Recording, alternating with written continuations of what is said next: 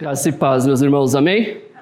Bom dia a todos. Hoje nós vamos dar continuidade à nossa série que estamos percorrendo aí no Evangelho de Marcos. E hoje nós vamos entender um pouco a respeito do nosso Rei, Senhor Jesus Cristo, que corrige a nossa ideia de glória. E o nosso texto hoje está em Marcos 8, do 27 ao 35. Mas antes da gente iniciar, seguir para o texto, quero pedir para você que nesse momento você mantenha suas concentrações naquilo que for falado, a não ser que seja extremamente necessário, não pegue no seu celular, ou se você estiver acompanhando a Bíblia pelo celular, ok, mas você que estiver com a Bíblia de papel aí em mãos, não pegue o celular nesse momento, preste atenção na palavra. Evite também levantar para ir pegar um pedaço de bolo, tomar um café. Esse não é o momento adequado para isso, espere o final do culto, que aí teremos um momento de comunhão, de conversa. Mas nesse momento nós estaremos sendo alimentados pela palavra de Deus, então isso é o mais importante para nós agora. E como eu falei, nós vamos ler o texto de Marcos 8, 27 ao 35, mas antes vamos orar pedindo a direção de Deus. Eterno Deus, nós te agradecemos, Pai, pelo privilégio que nós temos de poder prestar culto ao Senhor com liberdade, Deus. Nós podemos ler a Tua palavra com liberdade, nós podemos buscar o Senhor, Deus, com liberdade. Quantas pessoas no mundo, Deus, anseiam por isso, Deus,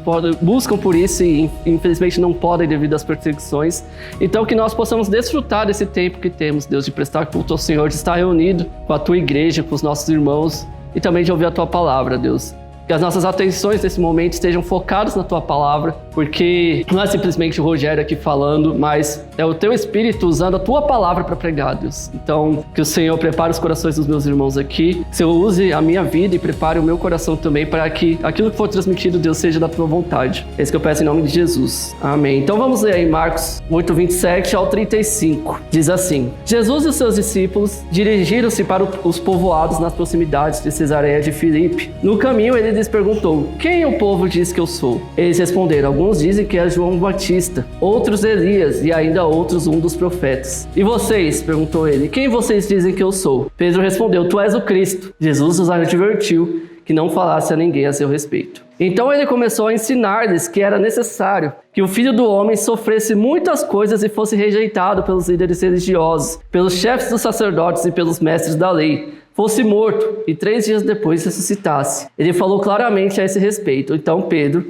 chamando-o à parte, começou a repreendê-lo. Jesus, porém, voltou-se, olhou para os seus discípulos e repreendeu Pedro, dizendo: para trás de mim, Satanás, você não pensa nas coisas de Deus, mas nas dos homens. Então ele chamou a multidão e os discípulos e disse: se alguém quiser acompanhar-me, negue-se a si mesmo, tome a sua cruz e siga-me. Pois quem quiser salvar a sua vida, a perderá. Mas quem perder a sua vida por minha causa e pelo Evangelho, a salvará. Amém. A gente está acompanhando aqui o Evangelho de Marcos, e até esse momento ele vai nos conduzindo a uma pergunta central, que é: quem é Jesus? E o livro de Marcos vai trazendo os fatos a respeito daquilo que Jesus faz. A gente sabe que Marcos é o evangelho mais curto, então ele é mais dinâmico, ele mostra mais as ações de Jesus, os milagres que ele realiza, de forma que aqueles que estão lendo o evangelho sejam confrontados com a identidade de Cristo. Quem é esse que cura as pessoas? Quem é esse que cura o paralítico, cura aquele que está doente?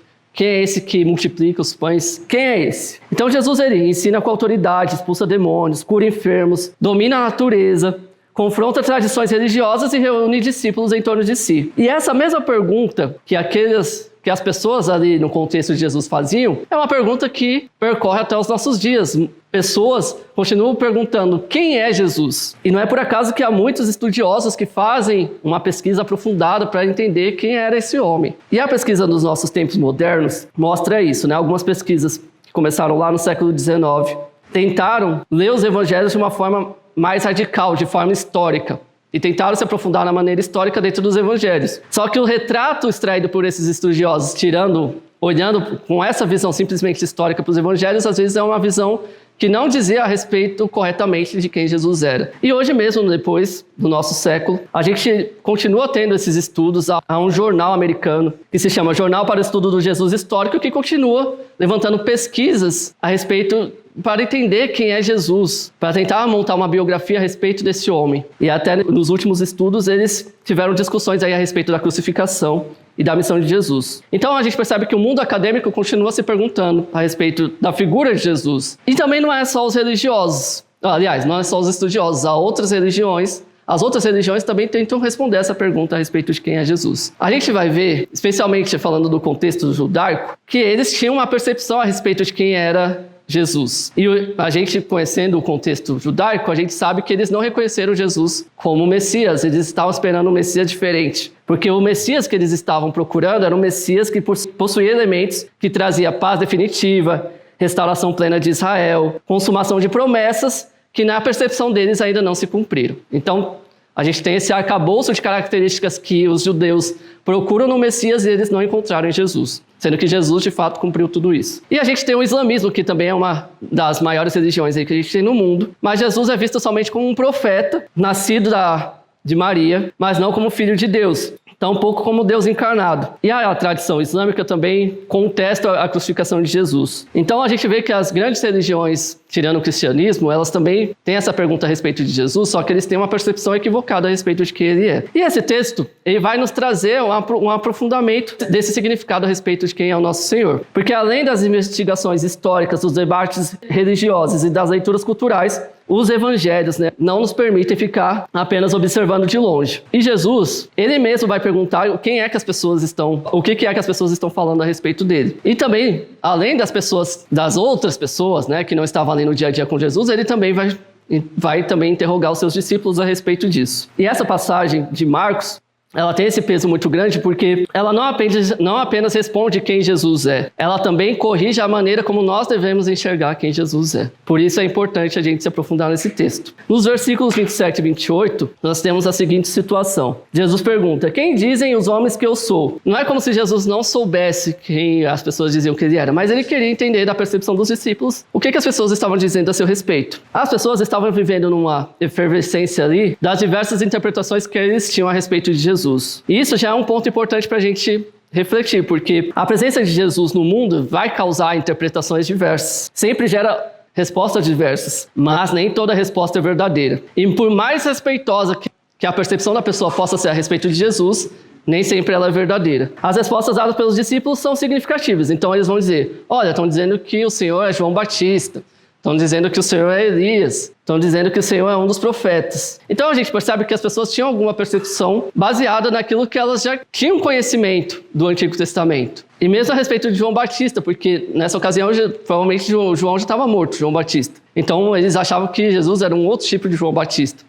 Mas, de qualquer forma, eles enxergavam ainda Jesus simplesmente como alguém grande, mas não como o próprio Deus. Não como o Cristo que deveria vir ao mundo. Era como se dissessem, Jesus é grande, mas é apenas mais dentro daquilo que nós conseguimos classificar. Então, eles colocavam Jesus dentro de uma caixinha daquilo que eles conseguiam entender a seu respeito. E isso é uma coisa que nós, seres humanos, nós temos. Nós queremos encaixar Deus dentro de categorias que nós mesmos conseguimos classificar. Nós gostamos de encaixar o extraordinário em categorias que não exijam da nossa parte rendição. Então eu falei da mentalidade que eles tinham, do conhecimento que eles tinham a respeito de Jesus, baseado no Antigo Testamento. Eu gostaria de passar alguns textos aqui com vocês, começando com Malaquias 4:5. Malaquias 4:5 vai dizer, vejam, eu enviarei a vocês o profeta Elias antes do grande e terrível dia do Senhor. Então, as pessoas diziam que Jesus poderia ser Elias. Então, quando eles falam isso, eles estão pensando nesse texto aqui, o profeta Elias. Lembra que também que eles falam que ele é o profeta? A gente vai passar nessa questão do profeta no próximo texto, mas essa percepção do Elias é porque é alguém que vai preparar ainda o caminho para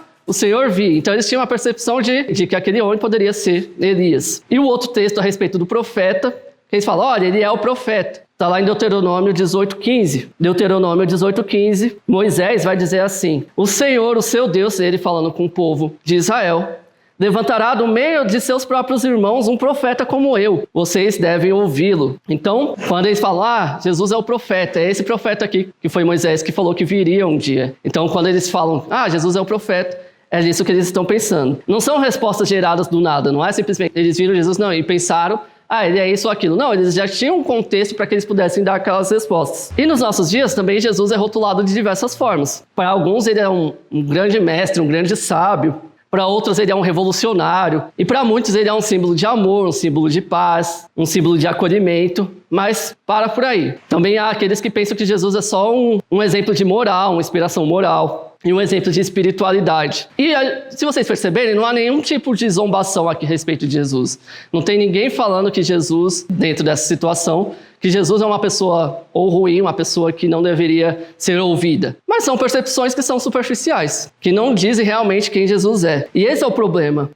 As pessoas que admiram Jesus e não o conhecem verdadeiramente, não confessam o Cristo que ele mesmo diz que é nas Escrituras. Então, o mundo ele até tolera um Jesus bonzinho, um Jesus mestre, um Jesus que acolhe a nossa dor, o nosso sofrimento, mas não um Jesus que precisa ser adorado, um Jesus que deve ser obedecido, um Jesus que deve ser seguido até a cruz. O mundo não quer isso. O mundo quer aquilo que é confortável, não. Por isso que é muito fácil a gente ver as pessoas falando que elas creem em Jesus, que elas gostam de Jesus. Quando você vai falar do evangelho, alguns dizem, mas eu já conheço Jesus. Mas tem a percepção equivocada. E os evangelhos nos chamam a reconhecer um Jesus que exige de nós arrependimento, fé e submissão. Então exige uma contrapartida de nós. O Jesus que as Escrituras nos mostram é o Jesus que vai exigir de nós aquilo. E é isso mesmo que ele vai falar um pouquinho mais pra frente aqui, depois a gente vai ver. Então quando Jesus pergunta quem dizem os homens que eu sou, ele está preparando o terreno para uma segunda pergunta, que é mais profunda e mais dolorosa. Porque primeiro, uma coisa é ouvir o que os outros dizem. Outra coisa é você mesmo responder quem Jesus é. E aqui Jesus faz essa pergunta aos seus discípulos. E muitas vezes o problema das igrejas nunca foi o problema das pessoas que estão fora. Às vezes o problema, e o mais grave dos problemas, é falar de um Jesus que não exige transformação, que não existe mudança de vida. Então a gente segue avançando no texto que Jesus aí vai perguntar aos seus discípulos, e vocês, quem dizem que eu sou? E Pedro ele vai dizer, tu és o Cristo, versículo 29. Então, a identidade de Jesus aqui é exposta pela boca de um de seus discípulos. E a palavra Cristo aí não é um nome próprio, né? A gente já costuma falar isso. Tem gente que pensa que Jesus Cristo é um sobrenome. Não. É um título que Jesus tem porque ele cumpre as profecias do Antigo Testamento, de que ele seria um ungido, um Messias, aquele que viria para restaurar, trazer paz a Israel. Então, quando Pedro ele fala, ele está pensando nisso. Tu és o Messias que vai restaurar o nosso povo. Tu és o Messias prometido por Deus. Ele não está dizendo simplesmente que Jesus é um profeta, que Jesus é simplesmente um mestre, que é simplesmente enviado. Não. Ele é, de fato, aquele que Deus prometeu nas Escrituras. E aí, vale a gente entender um pouco do contexto, do que significa essa fala de Pedro. Quando ele diz, tu és o Messias, no que ele está pensando? Lá em 2 Samuel 7, versículos 12 e 13, 2 Samuel 7, 12 e 13, diz assim, Deus falando com Davi nessa ocasião. Quando a sua vida chegar ao fim e você descansar com seus antepassados, escolherei um dos seus filhos para sucedê-lo, um fruto do seu próprio corpo, e eu estabelecerei o reino dele. Será ele quem construirá um templo em honra ao meu nome, e eu firmarei o trono dele para sempre. Então a gente vê que Deus está prometendo a Davi que o trono dele permaneceria para sempre. Mas a gente conhece a história. A gente sabe que Salomão caiu, que o templo foi destruído e tudo mais.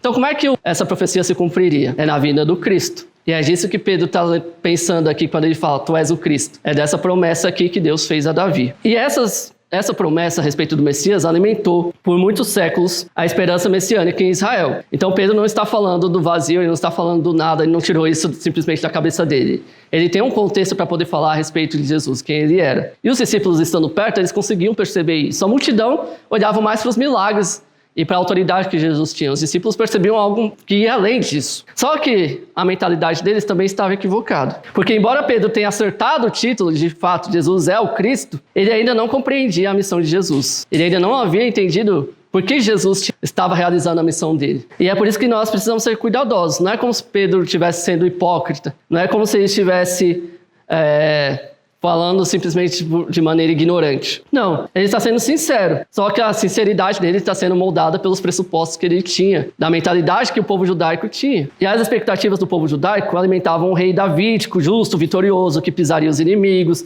restauraria o povo e estabeleceria o governo de Deus. A gente sempre fala que eles estavam esperando um Messias que detronaria César e que venceria ali, e de novo, Israel tivesse soberania, né? Tivesse autonomia, fosse liberto daquele império que eles estavam sendo oprimidos. Então eles estavam esperando um Messias que fizesse isso. E aí a gente percebe uma situação. Quando Pedro fala, tu és o Cristo, o texto diz que Jesus advertiu que eles não contassem a ninguém a respeito. Por que isso? Pedro não acertou? Se a gente olhar simplesmente porque ele falou, sim. Mas por que então Jesus ele pede para ficar em silêncio? Porque embora o título estivesse certo, de fato ele era o Cristo, o conteúdo a respeito de quem era o Cristo poderia trazer interpretações equivocadas se isso fosse divulgado precocemente. É por isso que Jesus pede para ficar em silêncio, considerando todo esse contexto que eu acabei de falar, que o povo judaico esperava esse rei poderoso, esse rei que vencesse o Império Romano, e tudo mais. Então, Jesus ele pede para que mantenham isso em silêncio, para que isso não vire um caos naquele momento. E o silêncio protege a revelação até que a cruz explique o Cristo, porque a missão de Jesus está totalmente relacionada à cruz.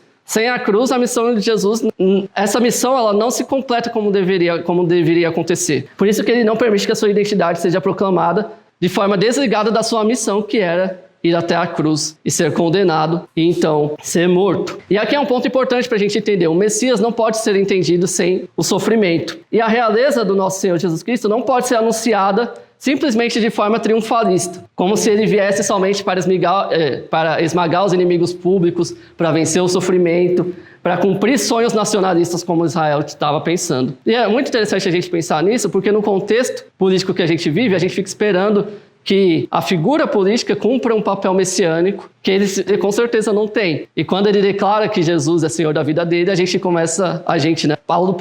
uma parte do povo brasileiro começa a achar que aquela figura realmente está ligada a Jesus, o que é totalmente estranho. Então, antes de ser corretamente proclamado, antes das pessoas realmente entenderem quem é o Cristo, ele precisa ser corretamente compreendido. E isso é importante para nós porque a gente pode até declarar Jesus como o Senhor das nossas vidas, mas talvez a nossa mentalidade não esteja pensando no Jesus que de fato Ele é, que Ele é o Senhor, que Ele é o Cristo que precisava sofrer para perdoar os nossos pecados. Porque a gente vive nesse contexto materialista que busca o Senhor, que busca a Deus simplesmente para preencher os nossos desejos materiais, e não o Senhor que transforma as nossas vidas. Voltando para Pedro, então Pedro confessa com acerto, mas ainda imagina um Messias, um Cristo que não deveria passar pelo sofrimento, pela cruz. E esse é um erro que a igreja também pode cometer quando fala muito do nome de Jesus, mas pouco da forma como ele decidiu salvar o seu povo. Quem aqui já teve outras oportunidades de visitar outras igrejas, algumas igrejas fora do nosso contexto batista, assim, né? As igrejas até mencionam o nome de Jesus, falam de Jesus, usam Jesus para diversas coisas, mas em alguns contextos dificilmente vão falar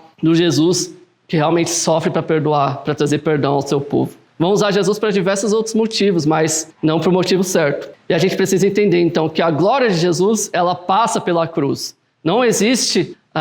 vamos entender um pouco aqui. Jesus, Ele é Senhor e Ele tem toda a glória desde sempre. Só que a missão dEle, para Ele ser glorificado, né, que cumprir a missão que o Pai deu a Ele, Ele precisa passar pela cruz, inevitavelmente. Isso é um plano que já estava estabelecido antes da criação do mundo. Então, depois da confissão de Pedro, Jesus começa a ensinar algo que muda completamente a cena, a partir do versículo 31. Então ele começou a ensinar-lhes que era necessário que o Filho do Homem sofresse muitas coisas e fosse rejeitado pelos líderes religiosos, pelos chefes dos sacerdotes e pelos mestres da lei, fosse morto e 3 dias depois ressuscitasse. Então, é importante a gente perceber aqui que ele fala que era necessário. E quando a gente volta lá para o texto no grego, a gente entende que esse era necessário, era uma coisa que não havia opção, não havia possibilidade de não acontecer. Isso aqui deveria acontecer de fato, porque isso era parte do plano de Deus. Jesus não está dizendo, talvez as coisas caminhem nessa direção, talvez eu faça isso. Não é isso que ele está dizendo. Ele está falando, esse é o caminho que o Pai designou para que eu cumprisse. Então era necessário, de fato, que Jesus cumprisse a sua missão dessa forma. O sacrifício de Jesus não é um acidente na história, não é porque deu tudo errado, pelo contrário, é porque deu tudo certo.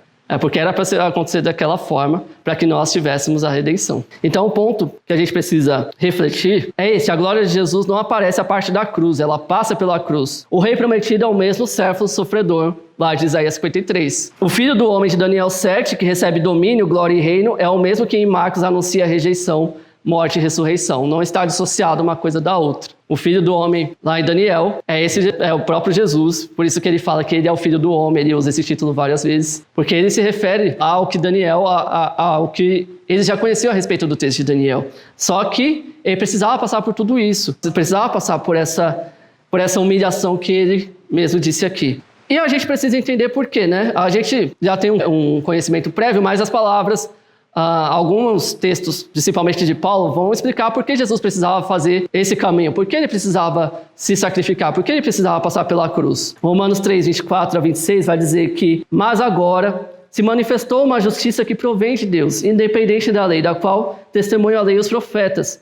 Justiça de Deus mediante a fé em Jesus Cristo para todos os que creem. Não há distinção, pois todos pecaram, estão destituídos da glória de Deus. Eu falei 24 a 26, mas é do 21 ao 26. Sendo justificados gratuitamente por sua graça, por meio da redenção que há em Cristo Jesus. Deus o ofereceu como sacrifício para propiciação mediante a fé, pelo seu sangue, demonstrando a sua justiça. Em sua tolerância havia deixado impunes os pecados anteriormente cometidos, mas no presente demonstrou a sua justiça, a fim de ser justo e justificador daqueles que têm fé em Jesus. Então aqui Paulo está resumindo qual era a missão de Jesus, porque Jesus precisava ser crucificado. Em 2 Coríntios 5, 21, ele diz que aquele que não conheceu o pecado, ele o fez pecado por nós, para que nele fôssemos feitos justiça de Deus. Gálatas 3,13 vai dizer: Cristo nos resgatou da maldição da lei, fazendo-se ele próprio maldição em nosso lugar. E lá em Filipenses, não vou discorrer o texto aqui, mas em Filipenses capítulo 2, versículos 6 a 11, vai mostrar que a exaltação do Cristo aparece ligada ao seu esvaziamento, à sua obediência até a morte e morte de cruz. Então, a gente vê que Paulo ele discorre nas suas cartas muito a respeito da missão de Jesus, e ele vai explicar por que deveria acontecer dessa forma. Ou seja, a missão de Jesus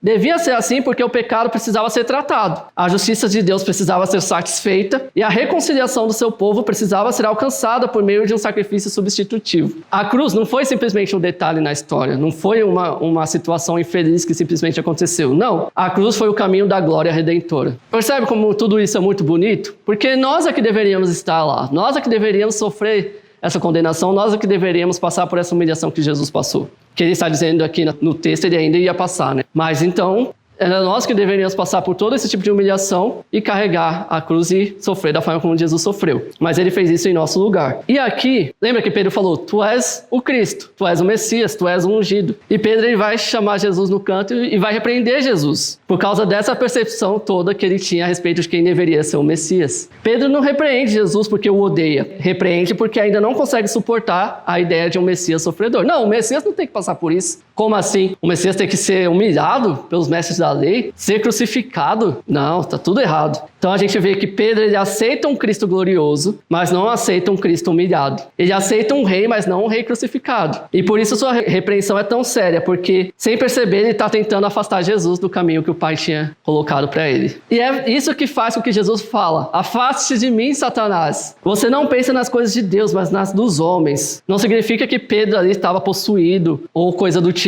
Não. Mas as palavras deles ressoam como as palavras de Satanás, que querem afastar o Cristo da sua missão. Se a gente lembrar a de Mateus 4, em Mateus 4 é o capítulo que mostra ali as tentações que o diabo ele tenta fazer com Jesus, né? Então ele traz as tentações para ver se Jesus cai em alguma delas. E tudo ali passa por Jesus simplesmente ser mostrado glorioso, porque ele transforma a pedra em pão, porque ele se joga lá do pináculo e os anjos vão pegar ele. Todo esse tipo de coisa para que ele se mostre glorioso para todo mundo. Olha como ele é glorioso porque ele faz todas essas coisas. Não, o motivo aqui da missão de Jesus é totalmente outro. E Pedro, então, ele vai ressoar, ele vai ecoar um pouco do que Satanás tinha oferecido para Jesus. É por isso que Jesus fala dessa forma, vai repreender Jesus, ou vai repreender Pedro dessa forma. Pedro, ele pode até parecer mais piedoso, pode parecer mais lógico. Não, eu não quero que o Senhor passe por isso. Ele pode parecer até querendo preservar Jesus do mal, né, de uma coisa ruim. Mas quando ele faz isso, ele se parece mais com Satanás do que com alguém que quer ajudar. E é exatamente isso que torna esse episódio tão importante. Porque nem toda a tentação vem com a cara do mal escancarado. Não, é muito pelo contrário. A tentação vem com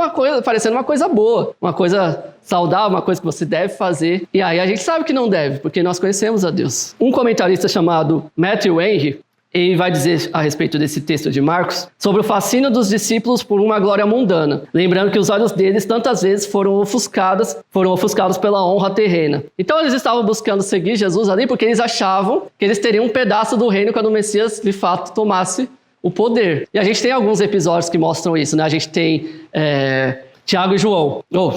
Acho que são eles mesmo, isso. Que eles estão lá e a mãe deles fala: olha, pede um pedaço aí do reino para vocês. Fala lá, será que vocês não podem sentar na direita, na esquerda? Não podem sentar bem do ladinho dele ali quando ele estiver no poder? Então a percepção deles era essa, de que eles deveriam ter algum poder mundano ali de reinar com os Messias. E não era isso. Eles estavam com uma visão totalmente distorcida. Pedro, e quando eu falo Pedro, eu incluo aqui os outros discípulos, porque Pedro é essa figura que falou verbalmente, né, que Jesus é o Cristo, porque Pedro estava medindo a glória de Cristo pela régua dos homens. Então, por mais que ele tivesse dado a declaração, ele ainda estava pensando como os demais judeus, que queriam esse Messias. Isso nos alcança hoje porque muitas vezes nós também queremos um Jesus sem cruz, um Jesus que nos dê vitória sem quebrantamento, sem arrependimento, sem transformação de vida. A gente quer um Jesus que nos faça crescer sem nos humilhar. A gente quer passar só pela bonança, só pela tranquilidade. A gente não quer passar pelo sofrimento de ser moldado para se parecer com Ele. A gente quer um Jesus que nos coloque no topo, que faça com que nós recebamos a glória, mas não nos conduza no caminho de morte, renúncia e santificação. E é por isso que Jesus é tão duro quando vai falar com Pedro, porque essa percepção é totalmente distorcida. Ele precisava passar pelo sofrimento para nos trazer a redenção, para nos trazer perdão, reconciliação com Deus. Satanás não quer isso. Satanás, ele quer que nós estejamos cada vez mais distantes de Deus. Jesus é tão duro assim porque um Cristo sem cruz já não é mais o Cristo do Evangelho. É um Jesus que o mundo pensa como ele deve ser. Mas o texto não acaba aqui, a gente ainda não acabou. A gente vai agora para Marcos 8, 34, 35, que vai nos mostrar um pouco a respeito do custo que é seguir Jesus. Então, Marcos 34, 35, ele diz: então ele chamou a multidão e os discípulos e disse: se alguém quiser acompanhar-me, negue-se a si mesmo, tome a sua cruz e siga-me. Pois quem quiser salvar a sua vida, perderá. Mas quem perder a sua vida por minha causa e pelo Evangelho, a salvará. Então, depois que Jesus corrige Pedro, ele chama a multidão e juntamente com seus discípulos. Percebe aqui que ele não chama somente os discípulos que estavam com ele, ele chama a multidão para ouvir aquilo que ele tem a dizer também. Por quê? Porque essa instrução que ele vai dar não é uma instrução reservada ali, uma instrução específica para os discípulos, não. É uma definição pública do que significa seguir Jesus. É por isso que ele chama a multidão também. Jesus amplia o círculo de ouvintes para que ninguém pense que o caminho do Cristo é uma coisa e o caminho do discípulo é outra. Lembra que eu falei que a multidão tinha uma percepção a respeito de Jesus, de que ele era Elias, João Batista, o profeta, etc. E os discípulos entendiam que ele era o Cristo, mas não da forma como deveriam entender. Então ele chama a multidão para entender: olha, vocês que estão vindo até mim, vocês que estão me buscando, eu preciso dizer uma coisa para vocês. Se alguém quiser acompanhar-me, negue-se a si mesmo, tome a sua cruz e siga-me. E Jesus, ele desmonta aqui, com essas palavras, a centralidade do eu, do ego. Por quê? Porque negar a si mesmo não é desprezar a imagem de Deus em nós. Não é disso que Jesus está falando. Também nem cultivar uma espiritualidade de alta aversão. Não é como se você tivesse que se odiar. Não é disso que Jesus está falando também. Mas é de uma outra percepção que nós devemos ter a respeito de nós mesmos, a respeito do eu, como centro soberano da existência. Não é você o centro soberano da existência. Não é você que é o bonitinho do papai. Não. É deixar de tratar a vontade própria, o próprio desejo, o próprio projeto e a própria autopreservação como a medida final de todas as coisas. Porque não é você quem vai ditar as coisas. Não. Se você segue a Cristo, é Ele que vai ditar como você deve viver. Em outras palavras, é reconhecer que eu não posso seguir Jesus e continuar sendo o Senhor da minha própria vida. Não existe isso. Se você diz que segue Jesus, mas você vive da mesma forma que você vivia antes de conhecê-lo, alguma coisa está errada.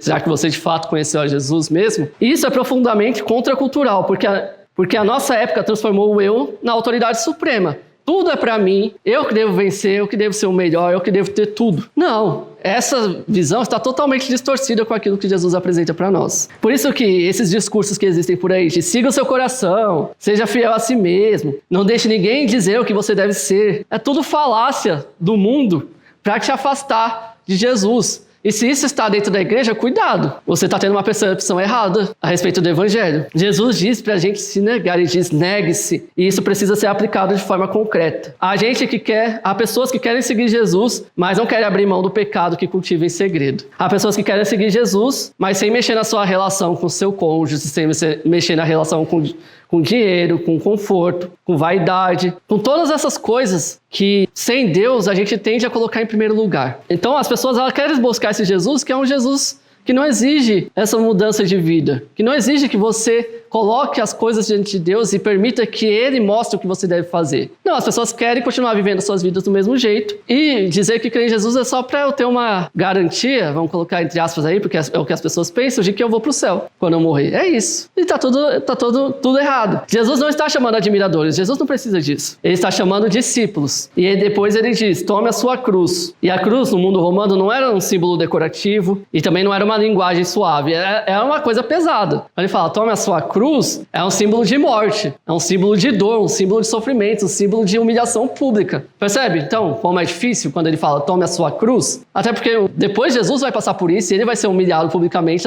por meio da cruz. E os discípulos também devem seguir dessa forma. A gente não deve ter outro tipo de percepção. Não, a nossa vida deve ser moldada olhando para a cruz. E também nós devemos carregar a nossa cruz, independente de como as pessoas vão olhar para nós. O que as pessoas vão pensar de nós. Então, quando Jesus fala sobre tomar a cruz, ele está falando de um caminho em que seguir a Cristo custará algo real. Custará o nosso orgulho. Custará aquilo que a gente gosta de fazer, às vezes, que é muito mais confortável para nós. Custará a forma como nós lidamos com o outro. Porque nós, no nosso desejo de se autopreservar, no nosso desejo de querer que as coisas sejam do nosso jeito, a gente quer que os outros façam da forma como nós desejamos. E nós não queremos abrir mão da forma como nós fazemos as coisas. Então é tirar essa centralidade do nosso eu e seguir a Cristo. Seguir a Cristo custará reputação, custará conforto, custará vontade própria, custará o controle que queremos manter sobre a vida. Porque o controle não pertence mais a nós mesmos, pertence a Jesus. Não se trata de procurar sofrimento pelo sofrimento, não é isso também. Trata-se de reconhecer que seguir a Jesus inclui morte. Morte do ego, morte da autossuficiência, morte da ilusão que podemos manter Cristo e eu no mesmo trono. Não existe isso. Se o seu ego está no trono, continua lá e você continua vivendo distante de Cristo, só achando que está vivendo em Cristo, você precisa buscar transformação.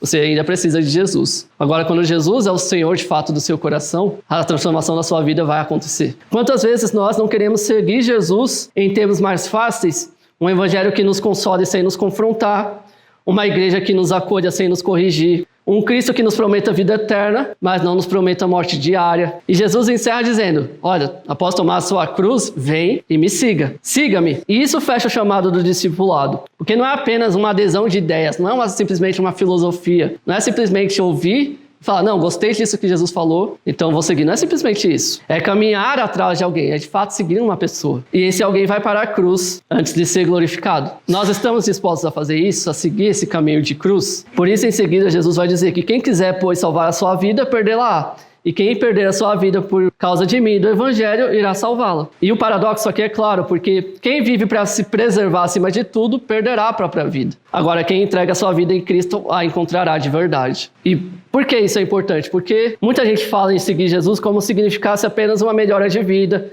um alívio emocional, uma identidade religiosa ou uma experiência espiritual reconfortante. Mas as Escrituras mostram que seguir Jesus envolve transformação real, renúncia real, santidade real e perseverança real. Não é uma questão de perfeccionismo aqui, porque nós não conseguiremos ser perfeitos, mas é para quem nós estamos olhando, quem nós estamos seguindo, para que Ele vá transformando e moldando os nossos corações, para que aqueles pecados que antes nos impediam de fazer a vontade de Deus sejam cada dia mais eliminados das nossas vidas. A pergunta não é se não existe nenhum tipo de luta em nós, mas a pergunta é, eu continuo sendo o Senhor do meu coração? Ou será que é Jesus o Senhor da minha vida? Será que a cruz continua sendo apenas um objeto de contemplação ou se tornou um padrão pelo qual nós estamos dispostos a viver? E para encerrar, fica claro que Marcos não quer apenas que reconheçamos a identidade de Jesus, porque isso é muito fácil. Ele quer que a nossa própria ideia de glória a respeito de Jesus seja corrigida. Porque Pedro não estava errado apenas sobre um detalhe da missão messiânica. Pedro estava errado sobre o que significa glória diante de Deus. Para ele, glória era triunfo sem sofrimento.